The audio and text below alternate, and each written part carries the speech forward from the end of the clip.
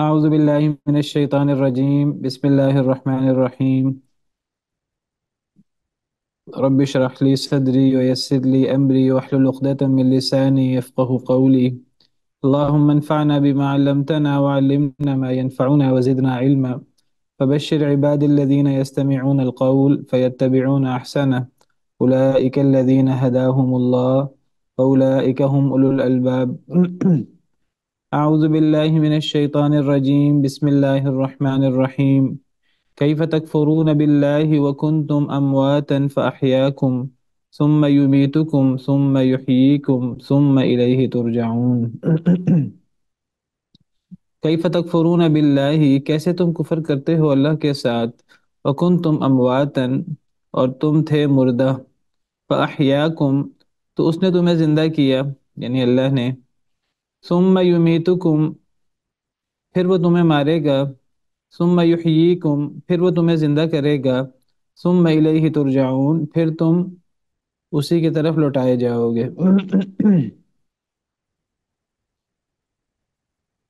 اللہ تعالیٰ تعجب کرتے ہیں اور اللہ تعالیٰ فرماتے ہیں کہ تم اللہ کے ساتھ کفر کیسے کر سکتے ہو، حالانکہ اللہ کے تم پر بہت زیادہ احسانات ہیں۔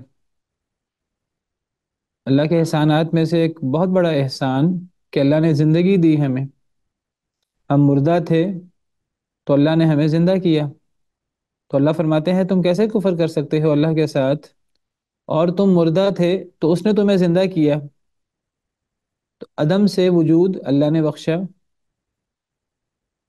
زندگی اللہ نے دی، ثم یمیتکم، پھر وہ تمہیں مارے گا دوبارہ، ثم یحییکم، پھر وہ تمہیں دوبارہ زندہ کرے گا، ثم الیہ ترجعون، پھر اسی کی طرف تم لوٹائے جاؤ گے۔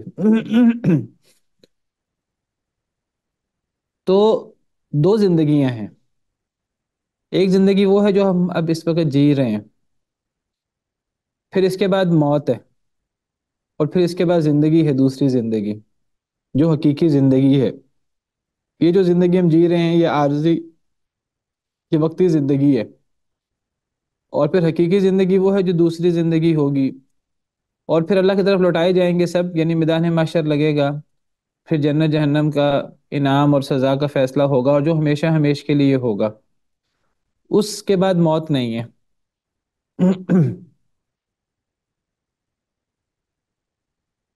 تو دو زندگیاں ہیں، ایک یہ زندگی جو دنیا میں ہم گزار رہے ہیں، اور دوسری وہ زندگی جو مرنے کے بعد اخروی زندگی ہوگی۔ دو زندگیاں ہیں، دو زندگیاں ہیں، تو موتیں کتنی ہیں؟ موتیں بھی دو ہیں۔ ایک موت تو وہ ہے جو اب اس زندگی کے بعد آئے گی، اور ایک موت وہ ہے جو ہم گزار چکے ہیں، وہ جو اللہ نے ہمیں عدم سے وجود بخشا، وہ موت کی کیفیت ہے۔ تو تم مردہ تھے تو اللہ نے تمہیں زندہ کیا، تو اس زندگی سے پہلے ہم مردہ تھے، ایک وہ موت تھی، اور ایک موت اس زندگی کے بعد ہے۔ تو دو موتیں ہیں اور دو زندگیاں ہیں۔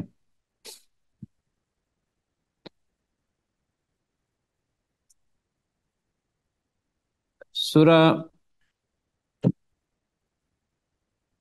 مومن، جس کو سورہ غافر بھی کہتے ہیں، اس میں اللہ تعالیٰ کفار کا ذکر کرتے ہیں، اور کفار کا ذکر کرتے ہوئے اللہ تعالیٰ فرماتے ہیں، آیت نمبر 11 ہے سورہ مومن یا سورہ غافر کی،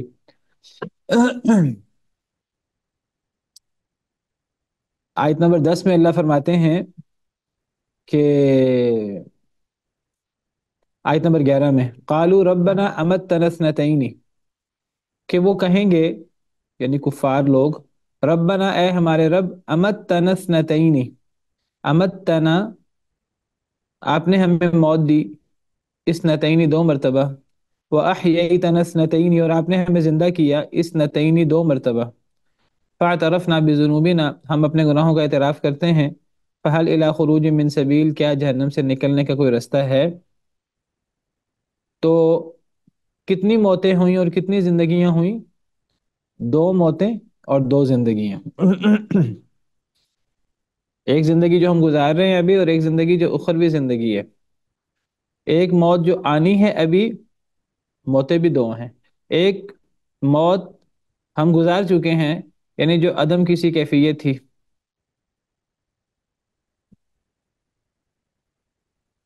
اس کو موت سے تعبیر کی ہے۔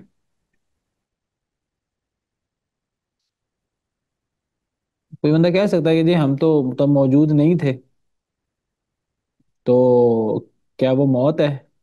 اس کو موت کہا ہے، یا اس اعتبار سے موت کہا ہے کہ اللہ نے ہمیں ایک زندگی دی تھی عالم ارواح میں، اور اللہ نے ہم سے وعدہ الست لیا تھا، جس کا ذکر قرآن کریم میں موجود ہے۔ اللہ نے سیدنا آدم علیہ السلام کی ساری اولاد نکالی تھی، اور اس میں سے کئی چیزوں کا ذکر، وعدہ الست کا ذکر قرآن میں ہے۔ اسی طرح حدیث مبارکہ میں ہے کہ اللہ نے ساری اولاد حضرت آدم کے سامنے نکالی، حضرت آدم کی، تو اللہ تعالیٰ نے، حضرت آدم نے جب دیکھا اس کو، تو ان میں سے ایک شخصیت، ان کی پیشانی بہت پر نور تھی، روشن ترین پیشانیاں جتنے لوگوں کی تھیں، ان میں سے ایک وہ شخصیت بھی تھے، حضرت داؤد علیہ السلام۔ تو حضرت آدم علیہ السلام نے اللہ تعالیٰ سے پوچھا کہ اے اللہ یہ کون ہے؟ تو اللہ نے بتایا یہ آپ کے بیٹا داؤد ہے۔ تو اللہ تعالیٰ نے، تو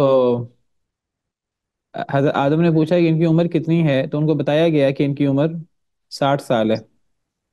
تو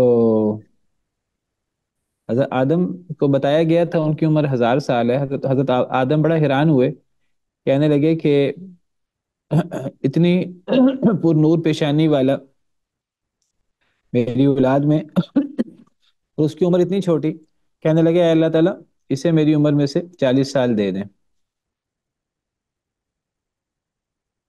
تو یہ بھی عالم ارواح کا واقعہ ہے۔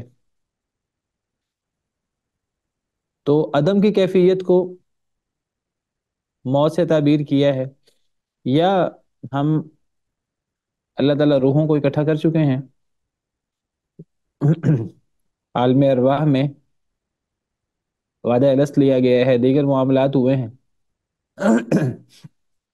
اس کے بعد ہماری دنیا میں جو زندگی ہے اس تک کی کیفیت کو مردہ کہتے ہیں، واللہ عالم، اللہ بہتر جانتے ہیں۔ بہرحال اللہ نے اس کو موت سے تعبیر کی ہے۔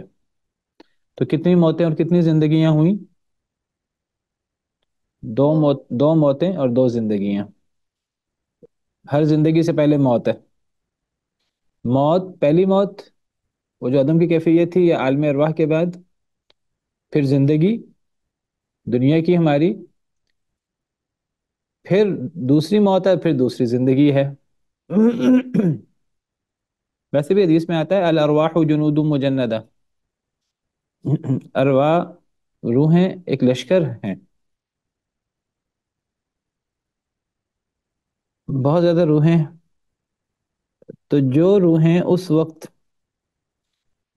آپس میں مانوس ہو گئیں، تو دنیا میں بھی وہ روحیں مانوس ہوتی ہیں، وہ لوگ آپس میں ایک دوسرے سے تعلق رکھتے ہیں، اور جو جن روحوں کا اس وقت اختلاف ہوا آپس میں، دنیا میں بھی ان کا آپس میں اختلاف ہوتا ہے، ایک دوسرے سے بغض اور دشمنی ہوتی ہے حدیث مبارکہ ہے۔ تو بہرحال اللہ نے ہمیں موت کے بعد زندگی دی، پھر اللہ موت دیں گے، پھر اللہ زندہ کریں گے۔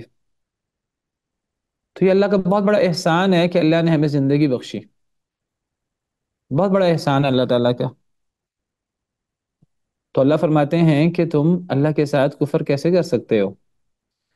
تمہیں زندگی بخشنے والا اللہ، جس اللہ نے ہمیں پیدا کیا ہے، تو کیا خیال ہے اس نے ایسے ہی پیدا کر دیا؟ اس نے ایسے تو پیدا نہیں کیا، اس نے تو کسی مقصد کے لیے پیدا کیا ہے، اور وہ مقصد کیا ہے؟ وہ مقصد یہ ہے کہ اللہ ہم باقی مخلوق وہ پابند ہے اللہ کی اطاعت کرنے کی، پابند ہے اللہ کی بات ماننے پر، لیکن انسان اور جن ان کے ساتھ وہ ایسی مخلوق ہیں اللہ تعالیٰ کی کہ اللہ نے انہیں دنیا میں پابند نہیں کیا، اللہ نے انہیں اختیار دیا ہے، وہ چاہیں تو اپنی مرضی سے اللہ کی بات مانیں، اسلام قبول کریں، اللہ رسول کے احکامات مانیں، اور چاہیں تو نہ مانیں، لیکن یہ اختیار بہت محدود سا ہے دنیا میں۔ جو مان لے گا اس کی دنیا اور آخرت سنور جائے گی، جو نہیں مانے گا اس کی دنیا اور آخرت تباہ ہو جائے گی۔ یہ کوئی اختیار نہیں ہے کہ جو انسان جو مرضی کرے، انسان سے پوچھ کچھ نہیں ہوگی۔ بعض لوگ سمجھتے ہیں کہ جی اللہ تعالیٰ نے ہمیں اختیار دیا ہے ہم جو مرضی کریں، نہیں، اختیار نہیں ہے، کھلی چھوٹ نہیں ہے۔ یہ وہ چھوٹ ہے جو اللہ فرماتے ہیں قرآن کریم میں، اعملوا ما شئتم انہ بما تعملون بصیر، تم نے جو کرنا ہے کر گزرو، اللہ تمہارے اعمال سے بخوبی واقف ہے۔ یہ وہ اختیار ہے جو اللہ تعالیٰ سورہ الغاشیہ میں فرماتے ہیں، فذکر انما انت مذکر، کہ نبی صلی اللہ علیہ وسلم آپ انہیں نصیحت کریں، آپ کا کام صرف نصیحت کرنا ہے، زبردستی کرنا نہیں ہے، لست علیہم بمسیطر، آپ ان کے اوپر دروغہ نہیں ہے، زبردستی نہیں کر سکتے، الا من تولی وکفر، ہاں مگر جو منہ پھیرے گا، کفر کرے گا، چھٹکارا نہیں ہوگا، فیعذبہ اللہ العذاب الاکبر، پھر اللہ اسے بہت بڑا عذاب دے گا۔ کیوں؟ کب؟ ان الینا ایابہم، ہماری طرف ان کا لوٹنا ہے، ثم ان علینا حسابہم، پھر ہمارے اوپر ہی ان کا حساب لینا ہے۔ تو اللہ نے آخرت رکھی ہے حساب کتاب کے لیے، آخرت میں پوری طرح جزا اور سزا ہونی ہے، اور کچھ جزا اور سزا اس کا ایک حصہ کبھی دنیا میں بھی اللہ دکھا دیتے ہیں، ضروری نہیں ہے، دنیا دار العمل ہے، آخرت دار الجزا ہے۔ کبھی کبھی اللہ تعالیٰ نعمتوں کی انسان کوئی نیکی کرے تو اللہ تعالیٰ اس کا انعام دنیا میں دکھا دے وقتی طور پر، کبھی کوئی گناہ کرے اللہ دنیا میں اس کی سزا بہت تھوڑی سی اللہ دکھا دے دنیا میں، اصل جزا اور سزا آخرت میں ہے، اصل یوم الدین یا یوم الجزا وہ آخرت ہے۔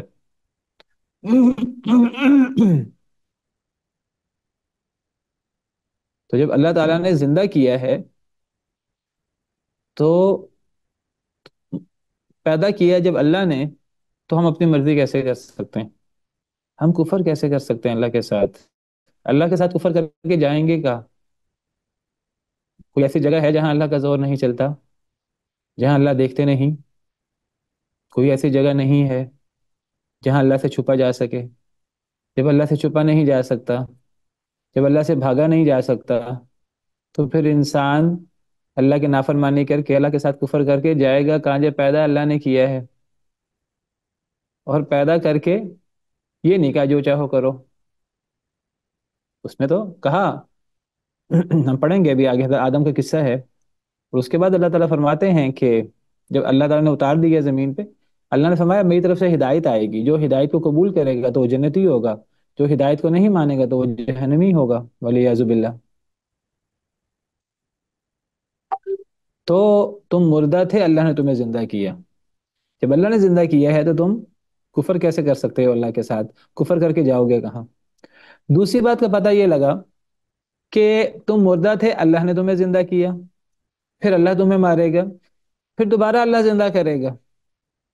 اب جو لوگ مرنے کے بعد کی زندگی کا انکار کرتے ہیں، تو اللہ تعالیٰ فرما رہے ہیں کہ تمہیں پہلی دفعہ کس نے زندہ کیا ہے؟ اس بات کو تو سب مانتے ہیں، مشرکین بھی مانتے ہیں کہ پہلی دفعہ اللہ نے پیدا کیا ہے۔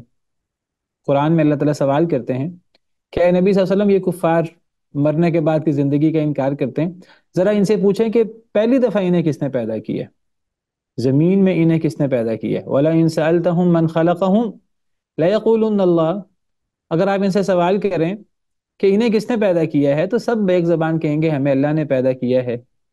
تو اللہ فرماتے ہیں کہ اگر پہلی دفعہ اللہ نے پیدا کیا ہے فَأَنَّىٰ تُؤْفَكُونَ، پھر کہاں تم بہکے جاتے ہو؟ جس اللہ نے پہلی دفعہ پیدا کیا ہے تم عجیب بات کہتے ہو وہ دوبارہ پیدا نہیں کر سکتا۔ مرنے کے بعد جب تم قبر میں چلے جاؤ گے، مٹی میں مل جاؤ گے، تو تم سمجھتے ہو کہ ہماری ہڈیاں بوسیدہ ہو جائیں گی، ہمیں کون زندہ کرے گا؟ وہ اللہ زندہ کرے گا جس نے پہلی دفعہ پیدا کیا۔ وہ کہتے تھے کیسے ہو سکتا ہے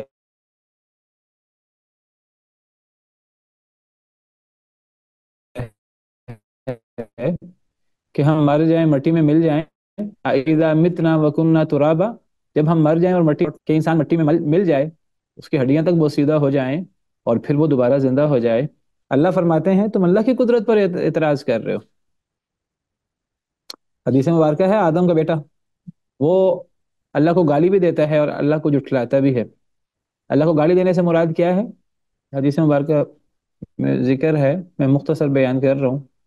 اللہ کو گالی دینے سے مراد ہے اللہ کے لیے اولاد مقرر کرنا، اور اللہ کو جھٹلانے سے کیا مراد ہے؟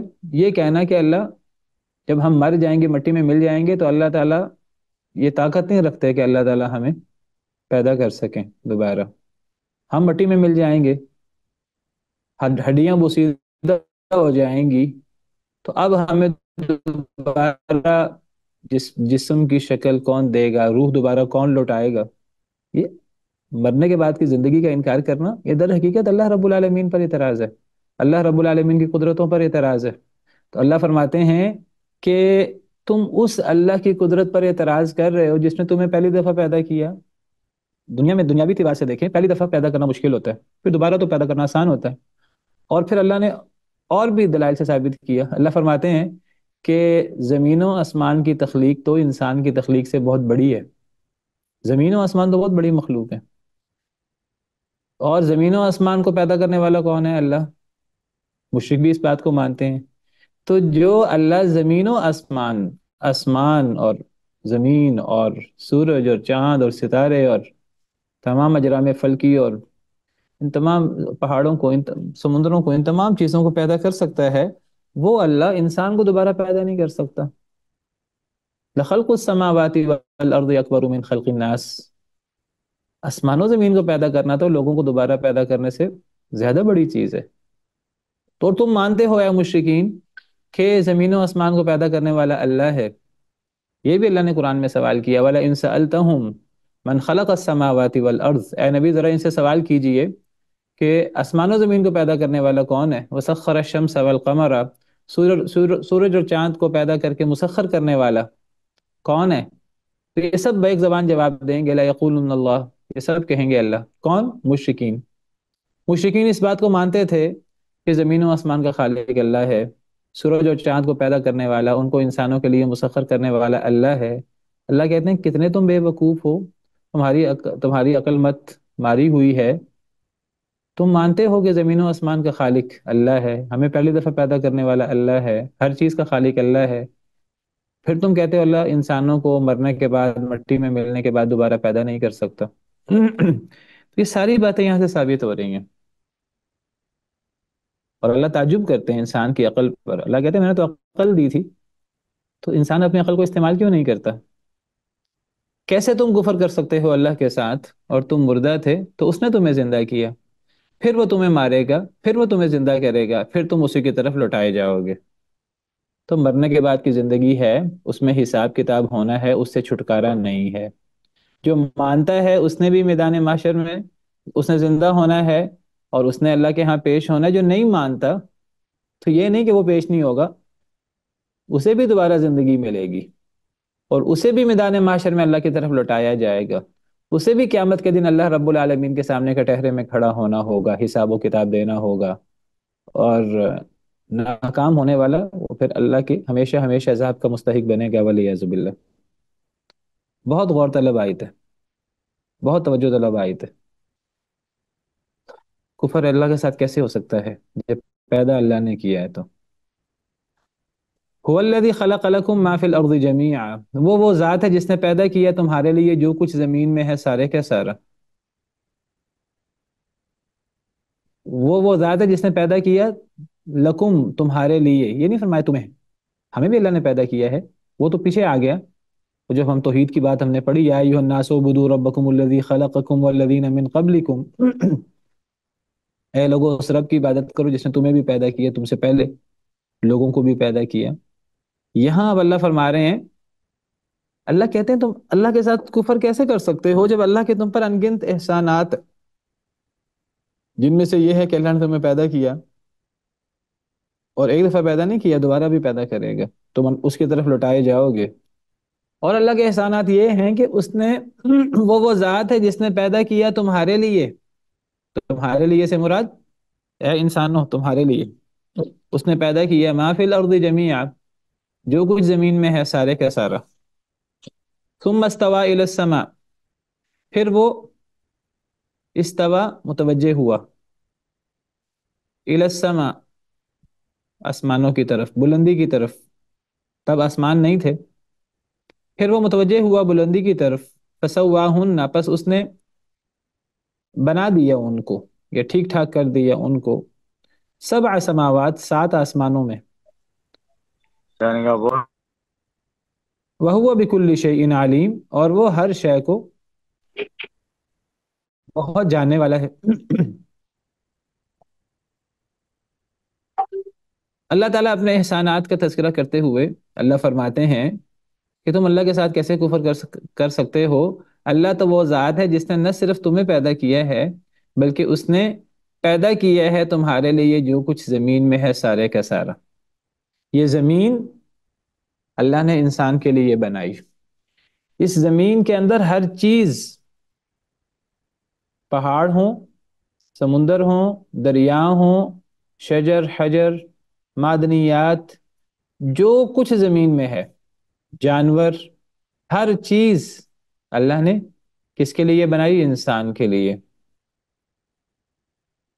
کتنا مقام دیا اللہ نے انسان کو، کتنا مرتبہ دیا کہ اللہ نے تمام چیزیں کس کے لیے بنائی؟ انسان کے لیے. زمین اور زمین میں جو کچھ ہے وہ سارا کا سارا اللہ نے تمہارے لیے پیدا کیا.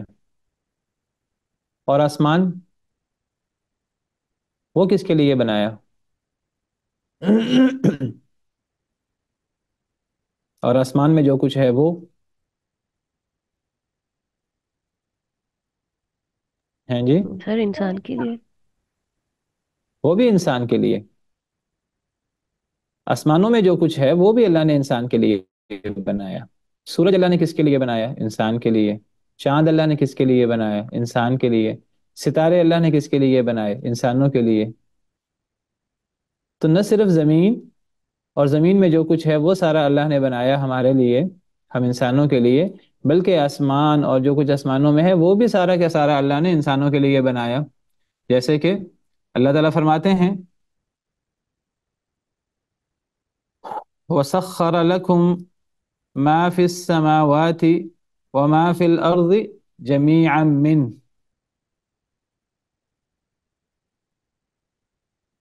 سورہ جاسیہ.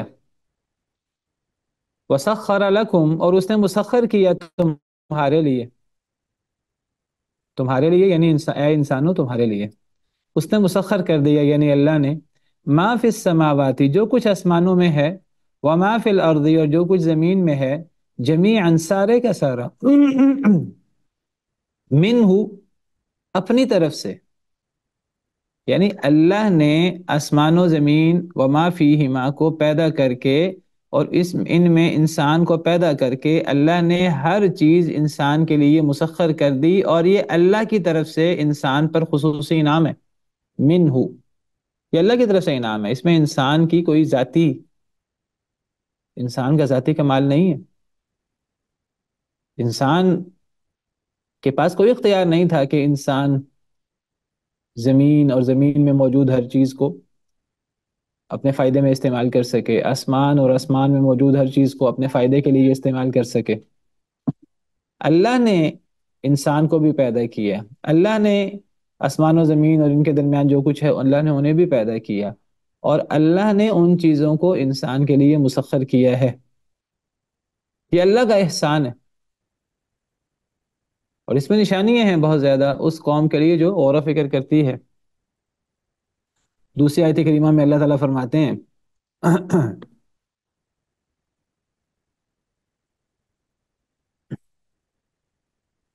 سورہ ابراہیم، اللہ فرماتے ہیں اللہ الذی خلق السماوات والارض، اللہ وہ ذات ہے جس نے آسمانوں کو پیدا کیا، زمین کو پیدا کیا.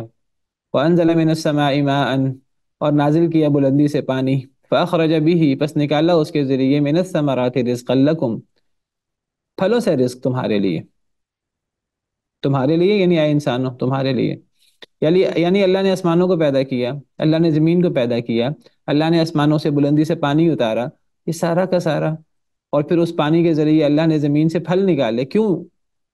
یہ انسان کے لیے، یہ انسان کا رزق ہے۔ وَسَخَّرَ لَكُمُ الْفُلْكَ لِتَجْرِيَ فِي الْبَحْرِ بِأَمْرِهِ، اور اس نے مسخر کیا تمہارے لیے کشتی کو جو چلتی ہے سمندر میں اللہ کے حکم سے۔ اس سمندر اللہ نے ہمارے لیے مسخر کر دیے۔ اس سمندر کے اوپر یہ جو کشتیاں اور بڑے بڑے جہاز چلتے ہیں اللہ کے بنائے ہوئے نظام کے ساتھ، اللہ نہ چاہیں تو سوئی بھی نہیں تیر سکتی، اور اللہ چاہے تو بڑے بڑے جہاز سمندر میں تیر لیں۔ تو یہ اللہ نے ان کو کس کے لیے مسخر کیا؟ کس کے فائدے کے لیے بنایا؟ ہمارے فائدے کے لیے۔ تمہارے لیے مسخر کیا اللہ نے کشتی کو، تاکہ وہ چلے سمندر میں اللہ کے حکم سے، انسان کے حکم سے نہیں چلتی، چلتی اللہ کے حکم سے ہے، فائدہ انسان اٹھاتا ہے۔ یہ اللہ کا احسان ہے۔ وَسَخَّرَ لَكُمُ الْأَنْهَارَ، اس نے مسخر کیا تمہارے لیے نہروں کو۔ نہریں کس نے پیدا کی؟ اللہ نے۔ اور نہروں کو انسانوں کے فائدے کے لیے کس نے بنایا؟ اللہ نے۔ انسانوں کے لیے مسخر کیا کس نے؟ اللہ نے۔ انسان اپنی مرضی سے ان چیزوں کو اپنے لیے مسخر نہیں کر سکتا تھا۔ وَسَخَّرَ لَكُمُ الشَّمْسَ وَالْقَمَرَ دَائِبَيْنِ، مسخر کیا تمہارے لیے سورج کو اور چاند کو، وہ دونوں گردش میں ہیں ہر وقت، ایک لمحے کے لیے بھی نہیں رکتے، وہ گردش میں ہیں۔ لیکن ان سب چیزوں کو اللہ نے تمہارے لیے یا انسانوں پیدا کیا ہے۔ وَسَخَّرَ لَكُمُ اللَّيْلَ وَالنَّهَارَ، اور مسخر کیا تمہارے لیے رات کو بھی اور دن کو بھی۔ کون سی چیز ہے کائنات کی جو ہمارے لیے نہیں ہے؟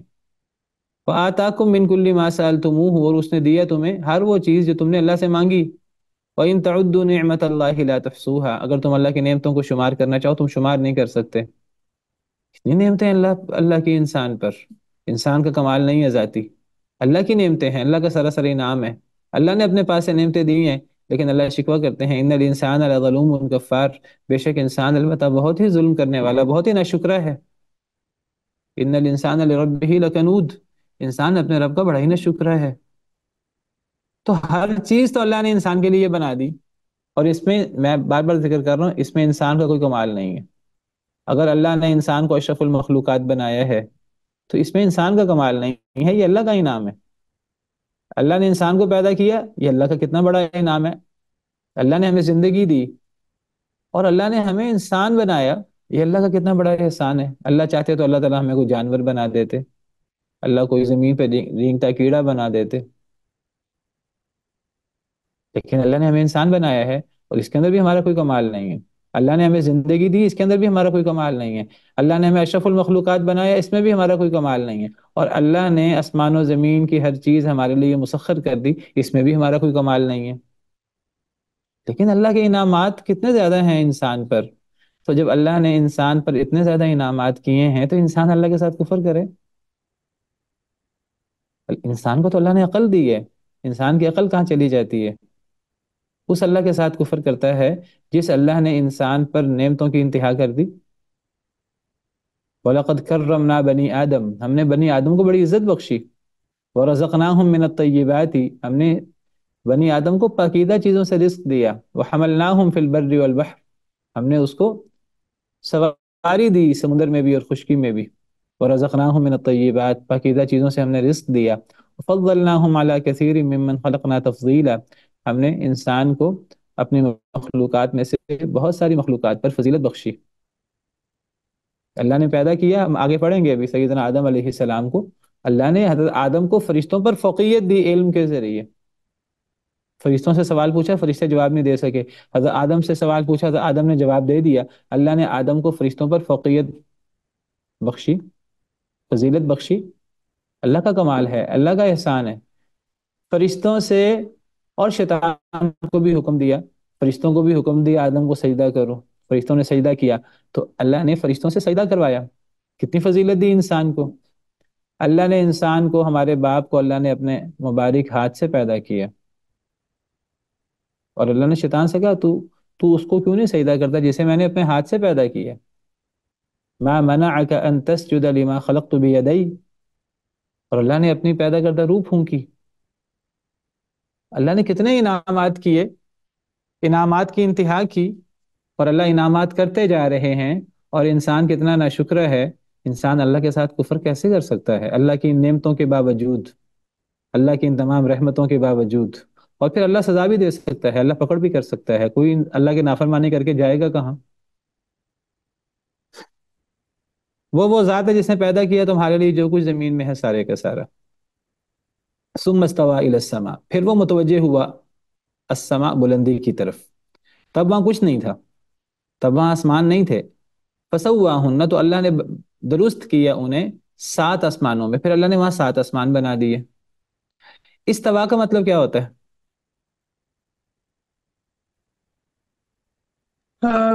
السلام علیکم. وعلیکم السلام ورحمۃ اللہ. سر مستوی ہونا. مستوی ہونا، یہ تو وہی لفظ ہو گیا نا. مطلب کیا ہوا؟ مطلب اللہ تعالیٰ اپنے عرش پہ فائز ہوئے. استوا کا مطلب بلند ہونا ہوتا ہے. مستوی ہونا ہم جی کہتے ہیں اللہ عرش پہ مستوی ہے، یعنی مراد ہے عرش پر بلند ہے، جیسے اللہ کی شان کو لائق ہے. وہ تب ہوتا ہے استوا کا معنی جب استوا کے بعد علا آئے. کیا آئے؟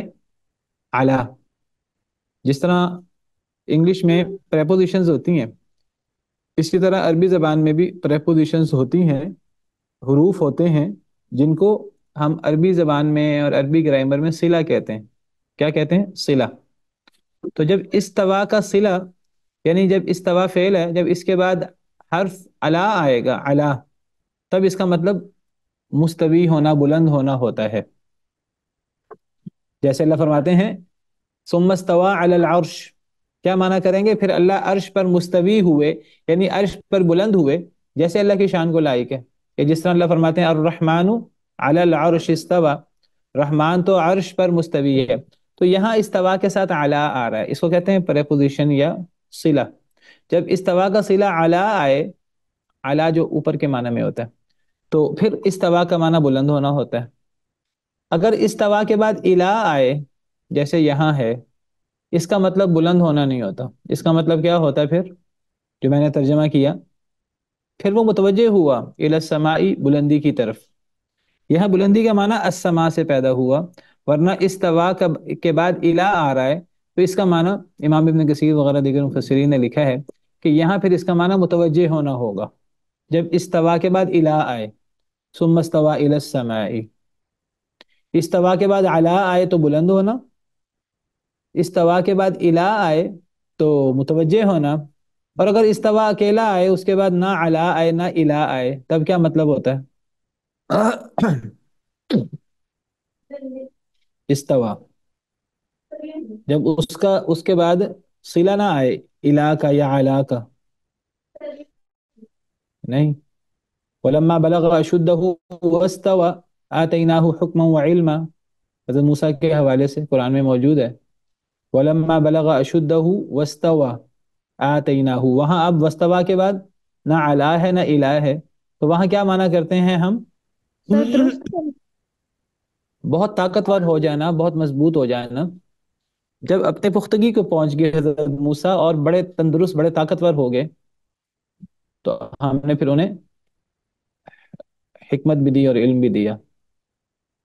تو یہاں استوا الہ ہے، تو یہاں مطلب کیا ہوگا؟ متوجہ ہونا. پھر اللہ متوجہ ہوئے الی السماء، بلندی کی طرف. تو پھر اللہ نے انہیں بنایا 7 آسمان،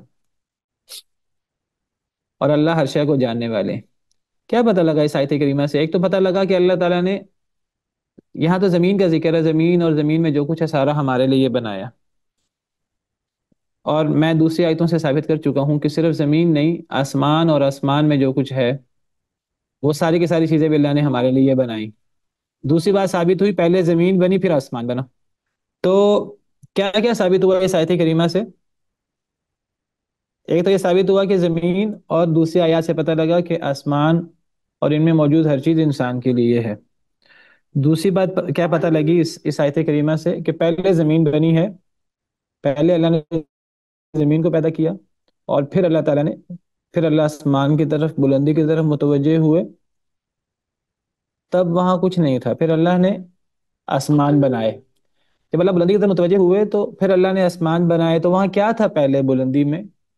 وہاں دھواں تھا. سورہ حامیم سجدہ میں اللہ فرماتے ہیں ثم استوى الى السماء وهي دخان. پھر اللہ آسمان کی طرف متوجہ ہوئے اور وہ دھواں تھا.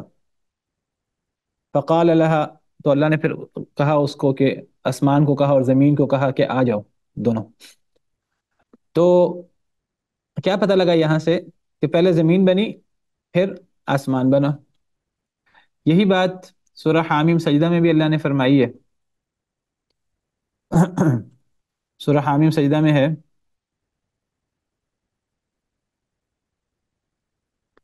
اس کو سورہ فصلت بھی کہتے ہیں. قل اَإِنَّكُمْ لَتَكْفُرُونَ بِالَّذِي خَلَقَ الْأَرْضَ فِي يَوْمَيْنِ، کہہ دیجئے اے اللہ کے نبی صلی اللہ علیہ وسلم، کیا تم کفر کرتے ہو اس اللہ کا جس نے زمین کو 2 دنوں میں بنایا؟ تم اللہ کے شریک بناتے ہو. زمین کا ذکر ہے، پہاڑوں وغیرہ کا ذکر ہے. پھر اللہ فرماتے ہیں ثم استوى الى السماء، پھر اللہ متوجہ ہوئے بلندی کی طرف، وہی دخان، اور وہ دھواں تھا، دھواں یا گیسز. فقال اللہ، تو اللہ نے کہا اس کے لیے، یعنی آسمان کے لیے اور زمین کے لیے کہا، ایتیا، آ جاؤ دونوں، طوعا خوشی سے، او کرہا یا نہ خوشی سے. یعنی آ جاؤ، یعنی اللہ نے فرمایا میں تمہیں بنانے والا ہوں، آ جاؤ، تو خوشی سے آؤ یا نہ خوشی سے. انہوں نے کہا ہم خوشی سے آتے ہیں. تو پھر اللہ نے انہیں 7 آسمان بنایا. فقضاهن 7 سماوات، تو پہلے زمین بنی پھر آسمان بنا. لیکن جب سورہ نازعات کا مطالعہ کریں تو سورہ نازعات میں اللہ فرماتے ہیں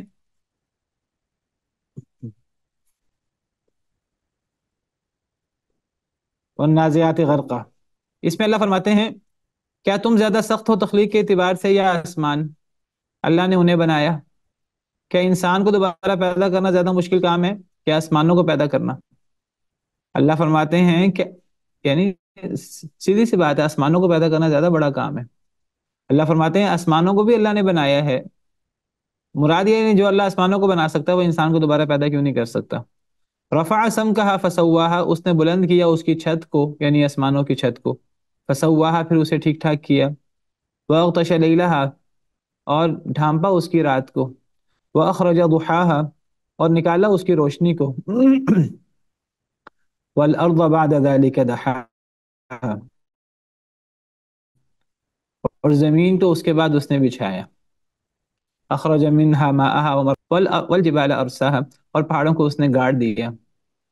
متاعا لکم ولانعامکم، یہ فائدہ ہے تمہارے لیے اور تمہارے جانوروں کے لیے. کیا پتہ لگا ان آیات سے؟ پہلے زمین بنی کہ پہلے آسمان بنا؟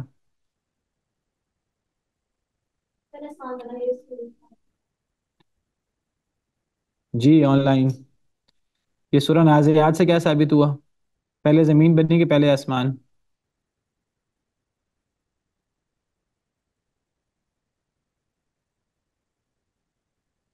سر آسمان. یہاں سے محسوس ہوتا ہے جیسے پہلے آسمان بنا ہے، کیونکہ والارض بعد ذلك دحاها، زمین کو اس کے بعد بچھایا. زمین کا چارہ، اس کا پانی. تو اب پھر یہاں ہے پہلے زمین بنی، پھر اللہ بلندی کی طرف متوجہ ہوئے، پھر اللہ نے آسمان بنایا. اب پہلے زمین بنی کہ پہلے آسمان؟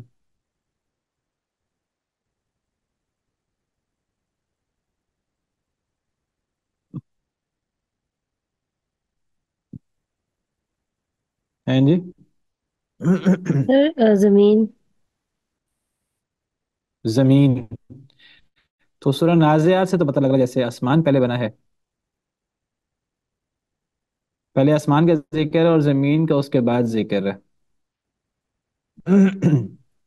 سر اس میں یہ پروبیبلٹی ہو سکتی ہے نا کہ پہلے زمین بنائی گئی ہو، پھر آسمان بنایا گیا اور پھر زمین کے اوپر پھر کچھ کام ہوا ہو. جی، پہلے زمین پھر آسمان. اور پھر زمین کی جو ہے وہ اسے کہتے ہیں خدا پدرا زمین کو کیا گیا. آپ کی آواز کٹ رہی ہے اصل میں. سیدنا ابن عباس رضی اللہ تعالیٰ عنہ سے سوال ہوا تھا یہی آیات پیش کر کے. کسی نے ان سے سوال کیا مجھے تو قرآن کریم کی یعنی آیات سے کچھ آیات سے پتہ لگتا ہے پہلے زمین بنی، کچھ آیات سے پتہ لگتا ہے پہلے آسمان بنا، مجھے تو یعنی سمجھ نہیں آ رہی. تو سیدنا ابن عباس نے پھر اس کی تفسیر کی تھی، اور انہوں نے اس کی تفسیر کرتے ہوئے یہ سورہ نازعات کو بھی سامنے رکھا اور سورہ حامیم سجدہ کی یہ جو آیات ہیں ان کو سامنے رکھ کر انہوں نے اس کی تفسیر کی، اور انہوں نے فرمایا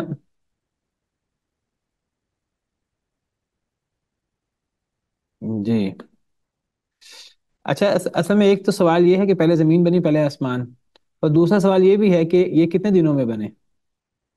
تو زمین و آسمان کی تخلیق کے بارے میں قرآن کریم میں کئی جگہ موجود ہے کہ اللہ نے زمین و آسمان کو 6 دنوں میں بنایا، جیسے سورہ ہود میں 12ویں پارے میں ہے، وَهُوَ الَّذِي خَلَقَ مِنَ اللہ الذي خلق السماوات والأرض وما بينهما في 6 أيام وكان عرشه على الماء ان ربکم اللہ الذی خلق السماوات والارض فی 6 ایام۔ قرآن کریم میں کئی جگہ پر ہے کہ اللہ نے زمین و آسمان کو 6 دنوں میں بنایا۔ اب سوال یہ پہلے زمین بنی پہلے آسمان بنا، اور 6 دنوں میں اللہ نے بنایا تو کیسے بنایا؟ تو اصل میں اس کی وضاحت یہ سورہ حامیم سجدہ، جس کو سورہ فصلت بھی کہتے ہیں، اس سے سیدنا ابن عباس نے اور کئی آیات کو اکٹھا کر کے انہوں نے اس کا مفہوم بیان کیا۔ وہ کہتے ہیں اصل میں پہلے زمین بنی ہے، ایک ہے زمین کی تخلیق، ایک ہے زمین کی تخلیق کے بعد زمین میں پہاڑ گاڑنا، زمین میں غذا وغیرہ پیدا کرنا، پانی وغیرہ اور یہ چیزیں چارہ وغیرہ، یہ دو الگ چیزیں ہیں۔ تو سورہ حامیم سجدہ میں اللہ فرماتے ہیں کیا تم اس اللہ کے ساتھ کفر کرتے ہو جس نے زمین کو 2 دنوں میں بنایا اور تم اللہ کے شریک بناتے ہو؟ وہ اللہ رب العالمین ہے۔ تو پتہ لگا زمین 2 دنوں میں بنی ہے، خلق الارض فی یومین۔ اچھا آگے ہے وجعل فیہا رواسی من فوقہا، اللہ نے اس میں پہاڑ گاڑے ان کے اوپر سے، یعنی زمین کے اوپر سے، وبارک فیہا، اللہ نے زمین میں برکت دی، وقدر فیہا اقواتہا، اور اللہ نے مقدر کی اس میں قوت، قوت کہتے ہیں کھانے پینے کی چیزیں، فی اربعۃ ایام، 4 دنوں میں، سواء للسائلین، برابر ہے پوچھنے والوں کے لیے۔ تو یہ کتنے دن ہو گئے؟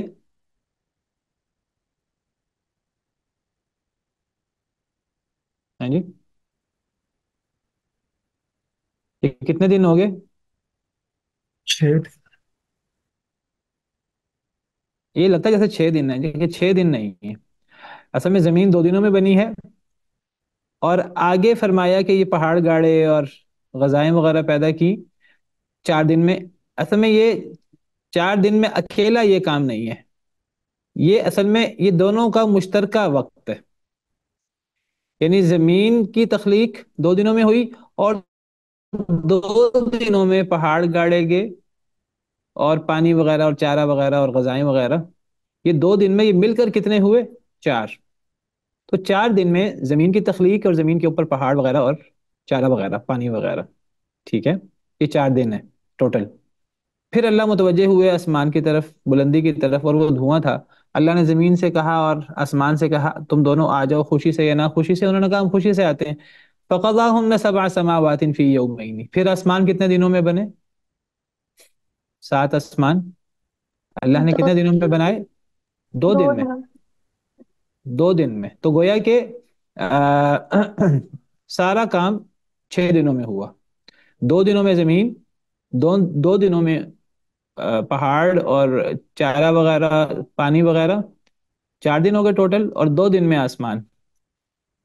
اب ان کی ترتیب کیا ہے؟ ان کی ترتیب یہ ہے کہ اب اس سورہ حامیم سجدہ سے محسوس ہوتا ہے جیسے پہلے زمین بنی ہے، آسمان بعد میں بنا، اور سورہ بقرہ سے بھی ایسے محسوس ہوتا ہے پہلے زمین بنی پھر آسمان بنا، لیکن سورہ نازعات سے محسوس ہوتا ہے جیسے وَالْأَرْضَ بَعْدَ ذَلِكَ دَحَاهَا، کہ زمین کو اس کے بعد بچھایا۔ سیدنا ابن عباس رضی اللہ تعالیٰ عنہ فرماتے ہیں اس کی تفسیر یہ ہے کہ شروع میں بھی زمین ہے آخر میں بھی زمین ہے، لیکن زمین کو اللہ نے 2 حصوں میں تقسیم کیا ہے، ایک زمین کی تخلیق ہے اور ایک زمین کے اوپر چارہ اور پانی وغیرہ ہے، اور یہ دونوں چیزیں 2 دن میں ہیں۔ اصل میں یہ دونوں چیزیں اول و آخر ہیں، درمیان میں آسمان ہے، یہ اس کی صحیح تفسیر ہے۔ یہ تفسیر کریں گے تو یہ ساری آیتیں ان کا معنی ہو جائے گا، کیونکہ دیکھیے اس میں ہے اللہ نے زمین کو پیدا کیا پہلے، پھر اللہ آسمان کی طرف متوجہ ہوئے تو زمین کی تخلیق 2 دن میں پہلے ہوئی ہے، پھر آسمان کی تخلیق 2 دن میں ہوئی ہے، اور یہی چیز اللہ تعالیٰ سورہ حامیم سجدہ میں بھی فرما رہے ہیں۔ اگرچہ یہاں لگتا ہے جیسے پہلے زمین 2 دن میں بنی ہے پھر پہاڑ 2 دنوں میں، درمیان میں واو ہے، واو ترتیب کے لیے نہیں ہوتا، زمین 2 دن میں بنی ہے پھر پہاڑ پانی وغیرہ غذائیں، یہ 2 دن میں ٹوٹل 4 دن، اور پھر آسمان بنا ہے، یہ جو آسمان بنا ہے 2 دن میں، یہ جو آسمان 2 دن میں بنا ہے نا، یہ زمین کے سارے کام کرنے کے بعد نہیں ہے، بلکہ یہ زمین کی صرف تخلیق 2 دن میں تخلیق ہوئی، پھر آسمان بنا ہے، پھر اس کے بعد زمین میں یہ چارہ وغیرہ وہ پتہ لگتا ہے سورہ نازعات سے. یہ دیکھیے